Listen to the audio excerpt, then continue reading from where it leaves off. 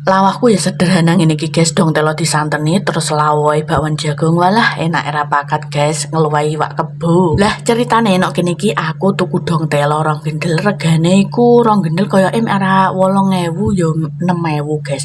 Lanjut nek kene iki tak pedeti langsung tak godhog ngasih medhok ya guys. Dong telone wis tak godhog, lanjut nek kene iki aku ape nyiangi apa jenenge ngompesi kilo jagung guys, ape tak gawe bakwan jagung. Iki mau regane iku 6.000 guys, entuk sakmene iki mau. Lanjut nek kene iki bumbu dong telone iki mak ana bawang, brambang, kunir, terus ana tumbar, terus ana miri, ana dong jeruk ya guys.